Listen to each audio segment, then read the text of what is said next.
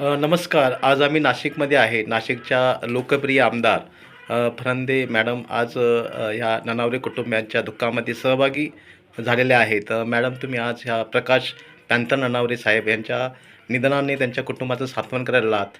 आपल्या इथे ज्येष्ठ रिपब्लिकन नेते मुंबईवरून तानसेनभाई ननावरे आलेले आहेत.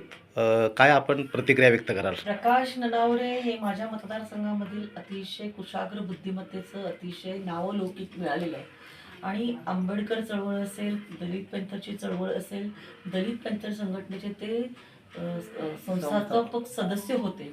आणि अतिशय कुशाग्र बुद्धिमत्ता असलेले आमचे प्रकाश भाऊ ह्यांनी मराठवाडा नामांतराच्या विद्यापीठाच्या विषयामध्ये त्यांची जी चळवळ चालवली त्याच्यामध्ये सगळं मार्गदर्शन करण्याचं काम जे आहे हे प्रकाश भाऊ ननावरेंनी केलं. महाराष्ट्र मुक्ती संग्रामची चळवळ जी आहे, गोवा मुक्ती संग्रामची चळवळ आहे, ह्या सगळ्याच चळवळीमध्ये त्यांचं खूप मोठं योगदान आहे. आणि सांस्कृतिक आणि सामाजिक म्हणजे कलेमधून आंबेडकर चळवळीला बळकटी देणं आणि आपल्या प्रगल्भ अशा नेतृत्वातून वक्तृत्वातून त्यांच्या वाणीमधून त्यांनी आंबेडकरी चळवळीला खूप मोठं बळकटी दिली. आणि एक समाजामधला असा एक कलावंत म्हणजे समाजसेवक आणि ज्यांनी आंबेडकर चळवळीला योगदान दिलेलं आहे असं एक मोठा नेता आज आपल्यातून हरपलेला आहे. महाराष्ट्रामध्ये त्यांच्या जाण्याने एक मोठी पोकळी निर्माण झालेली आहे. दलित पॅंथरचं याच्या माध्यमातून खूप मोठं नुकसान झालेलं आहे.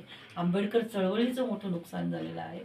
मी त्यांच्या आत्म्यास सद्गती लाभो अशी मॅडम, एक परमेश्वराच्या चरणी ह्यांच्या ननावरे साहेब यांच्या बाबतीत की रामलीला एक सादर करण्याची वेगळी कलात्मक होती की ज्यांनी अख्खं नाशिक आणि अख्खा महाराष्ट्राला एक वेगळी ओळख निर्माण केली. त्याबद्दल आपण काय सांगाल? प्रकाश भाऊ ननावरेंनी आमच्या नाशिकमधून रामलीला जी आहे, जी आमच्या रामलीला मैदानावरती जी भरते त्याची सुरुवात ही प्रकाश भाऊ ननावरे